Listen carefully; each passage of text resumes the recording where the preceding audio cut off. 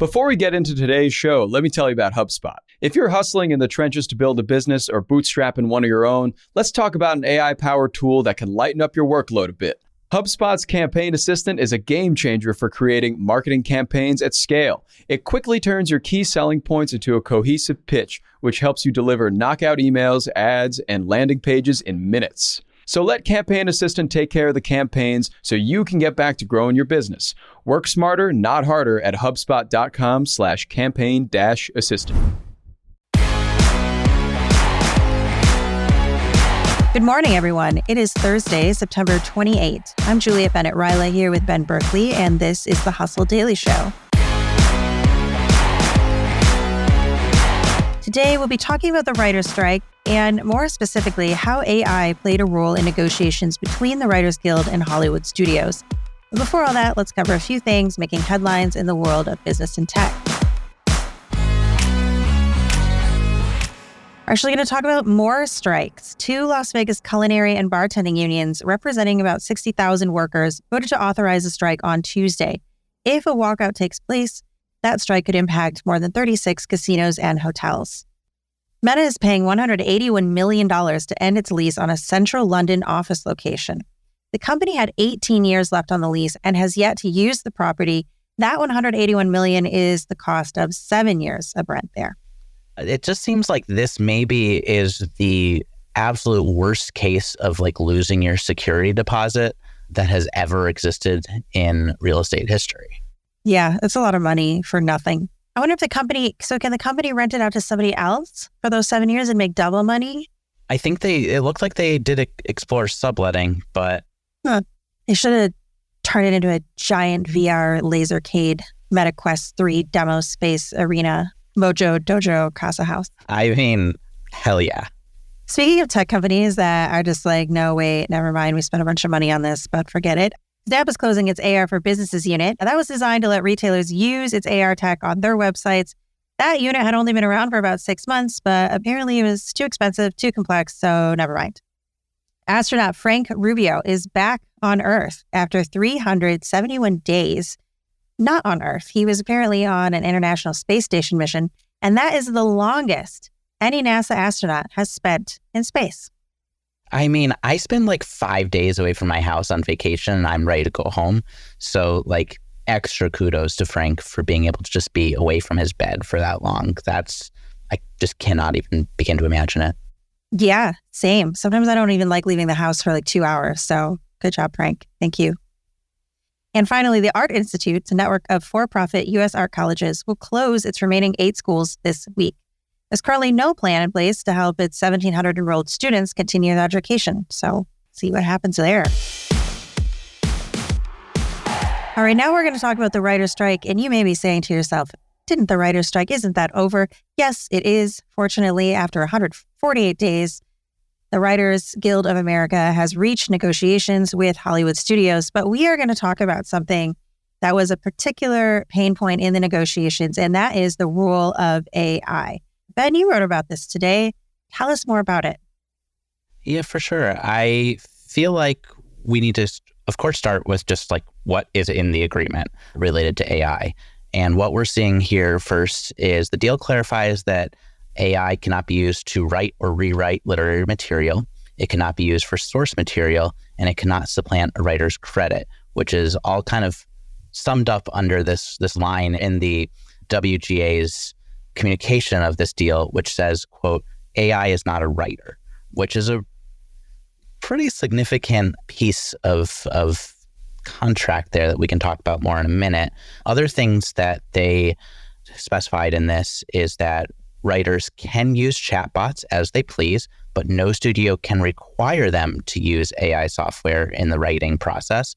Studios also must disclose to writers when the materials that have been provided to them have been generated by AI. So if a studio comes and says, hey, work on this, but it's some like AI generated treatment, well, they got to let them know. The one thing where WGA did have a big concession was they wanted to exclude all existing scripts from being used to train AI software. You know, AI tech platforms are using materials of all different types to train their models. This is something that the studios said, we can't relinquish that right to try to build all these things that can do all these things. It puts us too far behind. And so Studio really just held tight on that. And now old scripts will be able to be used for AI training. But I think what I want to speak to most here is just, this is none of these things feel on the surface when you read them or hear about them all that groundbreaking.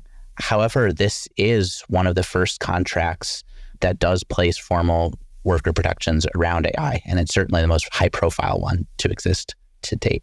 So it does really set the stage for a lot of future negotiations as it relates to how AI works in the workplace. And there are obviously many other strikes out there right now, specifically in the entertainment industry with actors and animators and video game performers. But as this goes across other industries, it matters what's in this contract.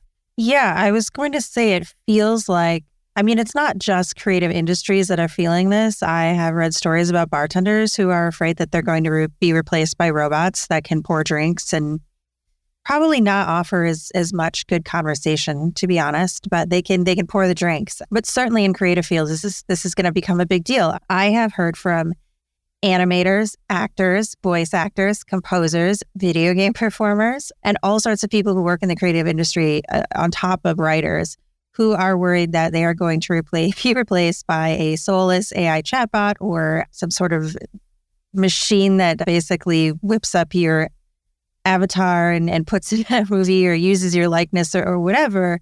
And that basically everything they've done up to this point is just training this machine takeover. These machines are going to take all the music that some composer wrote for a movie and churn out something kind of like that. I've heard a lot of this type of conversation. Like, when is it going to get to the point where it's cheaper and it's faster, and so that's what we're going to do at the cost of what I assume is a lot of quality? Yeah, I think this is a step in a really long process. And one thing that really caught me was a quote in a Bloomberg article from an attorney who was involved in a lot of negotiations on this front, saying that consent, compensation, and clarity have really been missing from the equation up until now. And right. I think that that's something that we all have to reckon with, how this impacts the way that people are compensated, how it impacts the way, what we disclose and when we disclose it related to AI.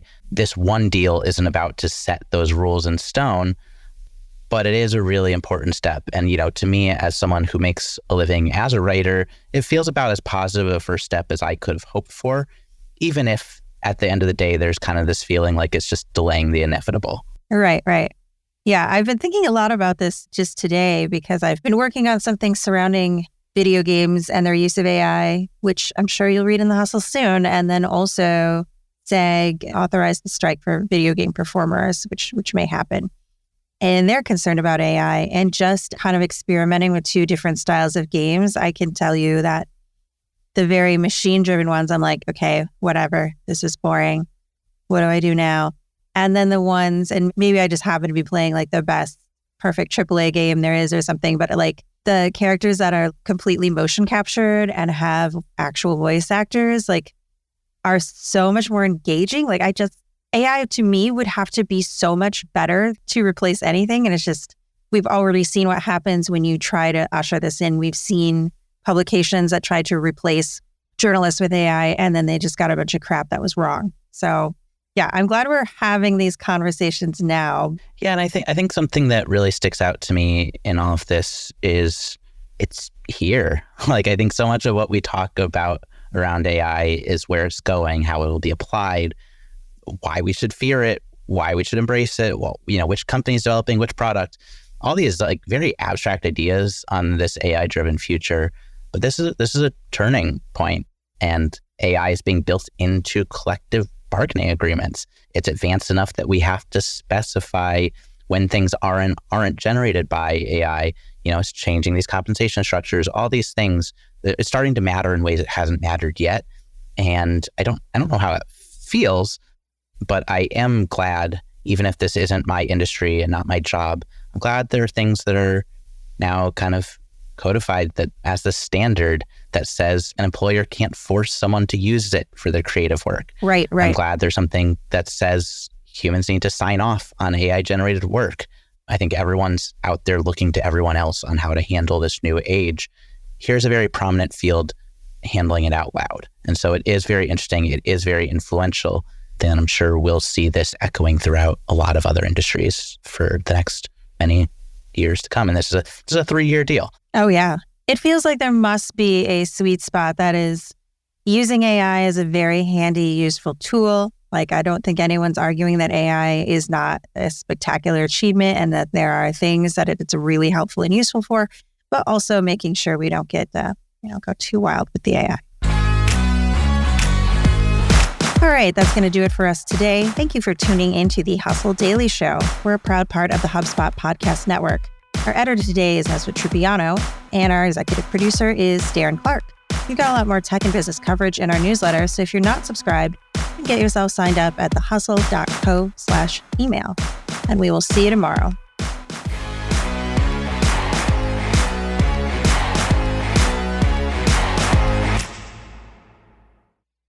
Let me tell you about a show that I've been loving lately. It's called Entrepreneurs on Fire. It's hosted by the incredible John Lee Dumas. It's available now on the HubSpot Podcast Network. Entrepreneurs on Fire stokes inspiration and shares strategies to fire up your entrepreneurial journey and create the life that you've always dreamed of. I'm a big fan of this podcast. It has energy, it has value, and it's all about learning about entrepreneurship. I was just listening to an episode the other day. JLD interviewed Jay Rogers, who was such a wealth of information. He kind of went into how entrepreneurship chooses you. You don't necessarily choose it, and that failure only happens when you stop trying to win. A lot of gems in this one, so I highly recommend checking out that particular episode along with the rest.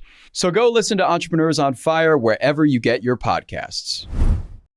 Hey guys, if you listen to the Hustle Daily Show on Google Podcasts, we want to let you know that the option will no longer be available pretty soon. Google is sunsetting its podcast app sometime in early 2024 in favor of YouTube Music, and we want to give you a heads up before it's too late, since that time's almost here. The Hustle Daily Show is available everywhere and anywhere that you listen to podcasts, like Apple Podcasts and Spotify. If you're using YouTube Music, we are there as well. If you're an Android fan, there are plenty of apps like Overcast, Pocket Casts, Player FM, and more. So just search for us wherever you decide to listen to your favorite podcasts.